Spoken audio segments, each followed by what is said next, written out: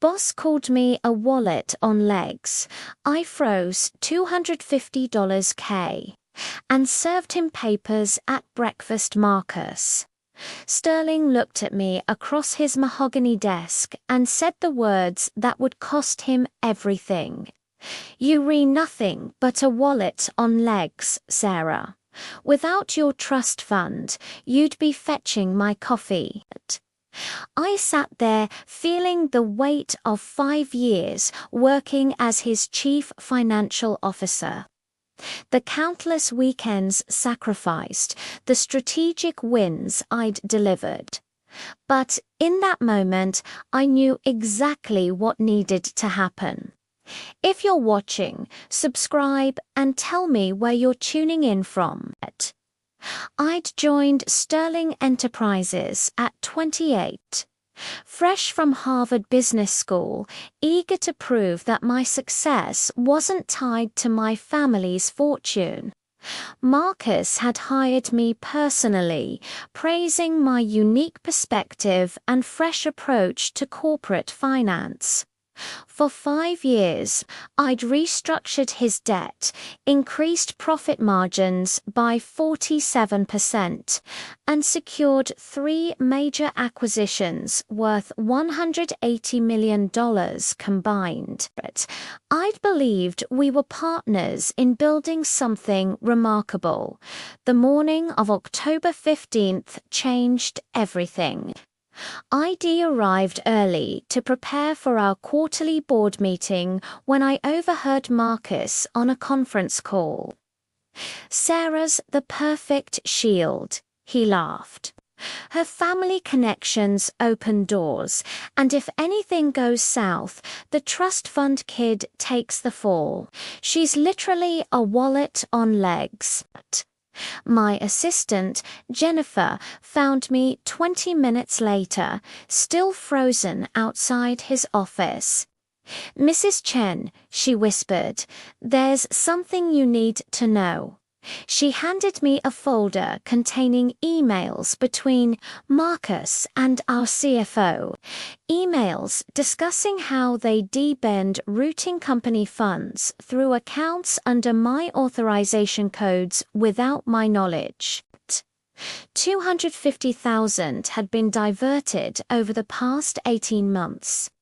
That afternoon, I met with James Morrison, the corporate attorney my father had recommended years ago but I'd never needed until now. James reviewed the documents, his expression darkening with each page. "Sarah, they're setting you up as the fall guy for embezzlement. But there's something Marcus doesn't know about your employment contract." The twist came when James pulled up clause 15.3 of my original employment agreement clause. ID insisted on 5 years ago. Any attempted fraud or defamation by company leadership against the contracted CFO triggers immediate asset freeze protocols and transfers fiduciary control to said CFO pending investigation. Marcus had signed it without reading, too eager to get my family's networking advantages. "You have full legal authority to freeze all company accounts," James explained, "and Massachusetts law allows you to serve cease and desist papers personally to prevent asset flight." By that evening, I'd compiled everything: bank records, forged authorizations, recorded conversations from the past month thanks to our state's one-party consent law. 3 days later, I executed the plan.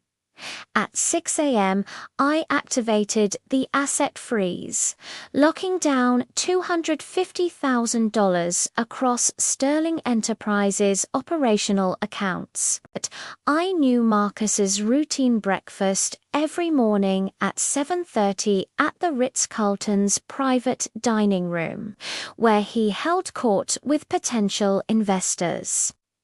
This morning, he was meeting with the Harrington Group about a $50 million partnership. I walked into that dining room at 7:45 wearing the same black Armani suit I'd worn to my first day at Sterling Enterprises. Marcus looked up from his eggs Benedict, his face cycling through confusion, annoyance, then shock as he saw James Morrison behind me, along with a process server and Detective Riley from the Financial Crimes Unit. "Good morning, Marcus," I said, my voice steady. "I'm here to personally serve you with cease and desist orders, notice of asset freezing, and criminal fraud complaints." The Harrington executive's forks stopped midair.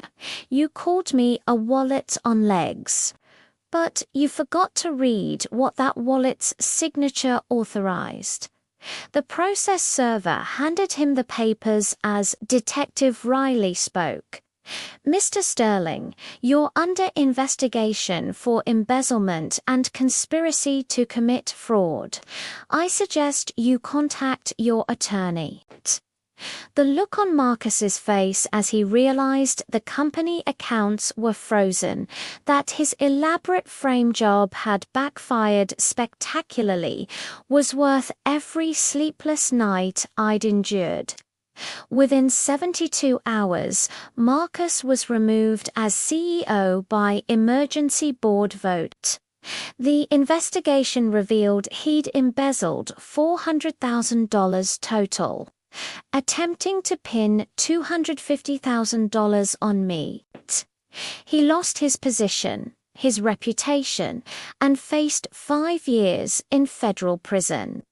The board appointed me as interim CEO, a position that became permanent 6 months later. I returned the recovered funds to the company and established a whistleblower protection program that Jennifer was the first to benefit from, promoting her to Chief of Staff at Sterling Enterprises, now Chen Enterprises. After our rebranding, increased revenue by 60% in the first year under my leadership. Marcus sent one letter from prison asking for leniency, claiming it was just business. I framed it next to my Harvard degree and the original Clause 15.3 that saved my career.